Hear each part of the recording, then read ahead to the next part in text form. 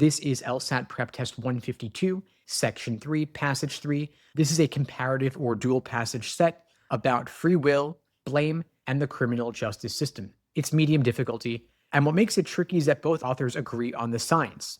So if you're looking for a factual disagreement, you're not going to find one. The split here is entirely about what to do next, and that is exactly where students pick the wrong answers.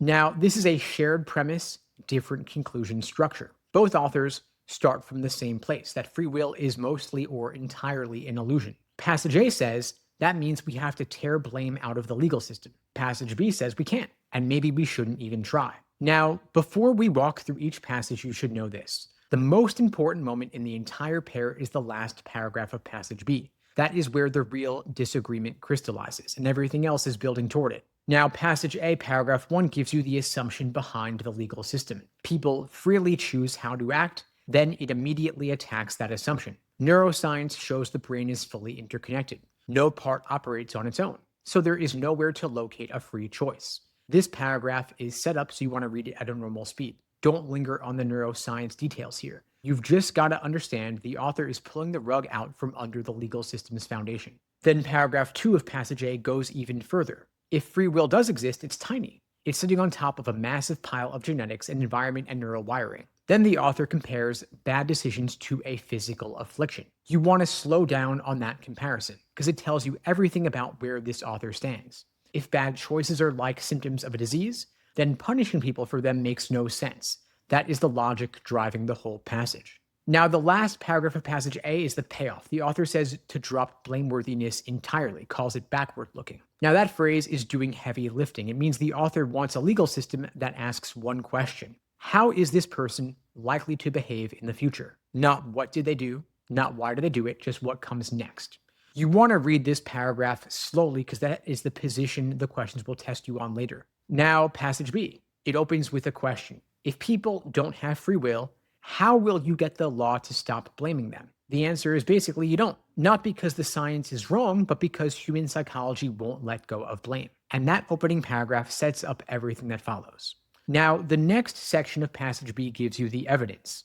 People keep making moral judgments even when they're told behavior is biologically determined. So the blaming urge is deep. The author straight up says they doubt any amount of scientific evidence can remove it from the justice system. Now, you don't want to gloss over that because that's one of the strongest claims in either passage. And then you get a historical example. Rehabilitation was popular in the mid-20th century. Then it collapsed. Public opinion swung back toward punishment in the 70s and 80s. This paragraph exists to prove one thing. We already tried this, it failed, so you want to speed through the specifics here. The dates and timeline are not important. They're not what the questions are going to ask you about. The point is the pattern. Then the last paragraph of Passage B. And this is the one that matters most. The author says blame serves a real social function, even if it's based on something false. It is too deeply woven into human social life to just cut away. And so instead of removing blame, the system should understand why people need it and respect that need. This is a fundamentally different move from Passage A. Passage A says,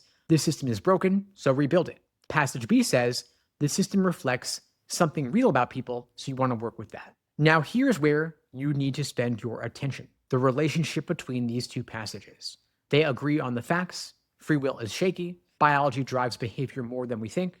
The legal system's assumptions don't match the science. So if a question asks you whether Passage B defends free will, the answer is no. Passage B never even claims free will exists, and that is the biggest trap in this set. Where they split is on what follows from those facts. Passage A draws a straight line. No free will means no blame, means rebuild the system around future behavior. It is clean and logical. Passage B says that logic doesn't matter because people can't stop blaming. The evidence is there, but human nature won't cooperate. So Passage B isn't disagreeing with the argument, it's saying the argument is irrelevant to how the real world works.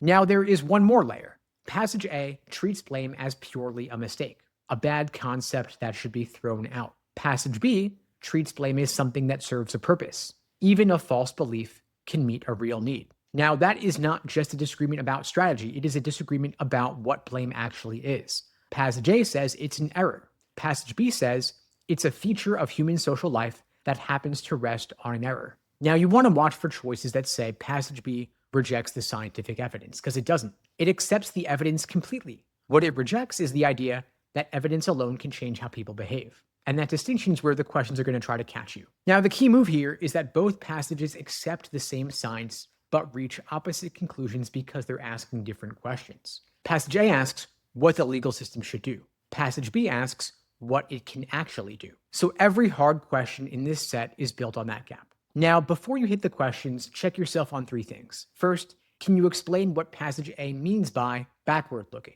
Second, can you say why passage B brings up the failure of rehabilitation? And most importantly, can you name the one thing these two authors actually disagree about without saying it's the science?